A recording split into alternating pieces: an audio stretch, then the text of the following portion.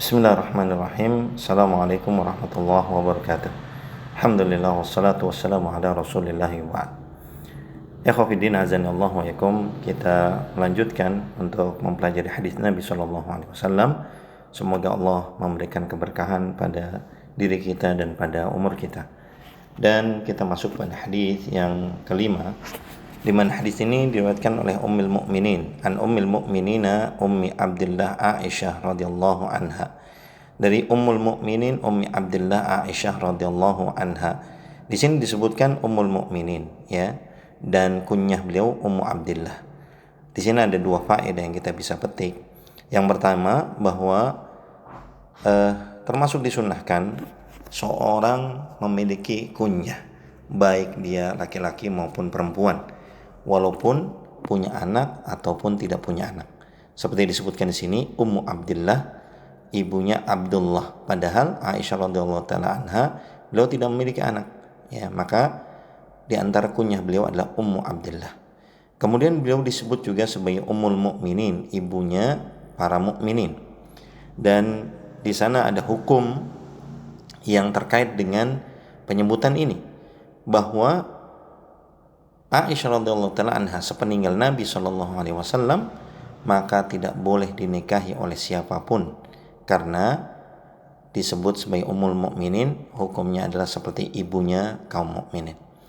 Qalat, beliau berkata, dan di sini Aisyah radhiyallahu taala anha adalah seorang sahabiyat, sekaligus beliau adalah istri Nabi sallallahu alaihi wasallam yang sangat cerdas dan banyak meriwayatkan hadis dari Nabi sallallahu alaihi wasallam.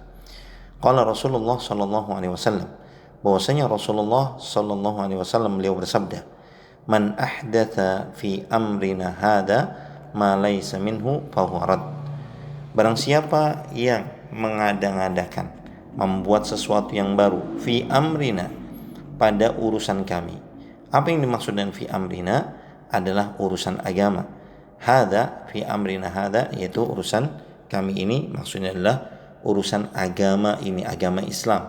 Ma laysa minhu, yang tidak ada darinya, maksudnya tidak ada contohnya, tidak ada rujukannya, fahuwa raddun, maka dia adalah tertolak.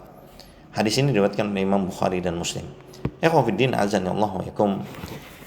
Hadis ini adalah hadis yang penting sebagai tolak ukur dari amalan-amalan seseorang agar dia diterima di sisi Allah Subhanahu wa taala. Di antara atau syarat diterimanya amalan seseorang ada dua. Yang pertama adalah ikhlas karena Allah Subhanahu wa taala. Ini adalah ukuran batin dan dia sesuai dengan tuntunan Nabi sallallahu alaihi wasallam atau sesuai sunnah Nabi sallallahu alaihi wasallam. Ini adalah ukuran zahir. Seseorang yang dia melaksanakannya ikhlas karena Allah, dia benar-benar tulus, tapi tidak sesuai dengan tuntunan Nabi, tidak sesuai dengan apa yang diajarkan Nabi, maka amalan tersebut tidak mendapatkan pahala, bahkan dia mendapatkan dosa. Dan juga sebaliknya, seseorang yang amalannya sesuai dengan sunnah Nabi SAW, sesuai dengan tuntunan Nabi SAW, tapi dia tidak lakukan dan tulus ikhlas karena Allah, maka amalan ini juga tertolak. Oleh karena itu, beberapa faedah yang bisa kita ambil dari hadis ini. Yang pertama, diharamkannya atau ditolaknya perbuatan bid'ah. Apa itu perbuatan bid'ah?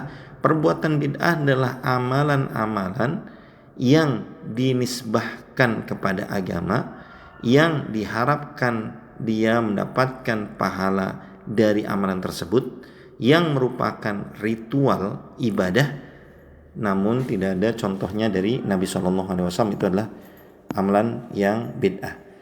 Dan yang kedua, pentingnya mengikuti sunnah Nabi SAW, karena seseorang yang tadi sudah disebutkan tidak memenuhi syarat ini, amalannya apapun tidak akan diterima oleh Allah Subhanahu wa taala.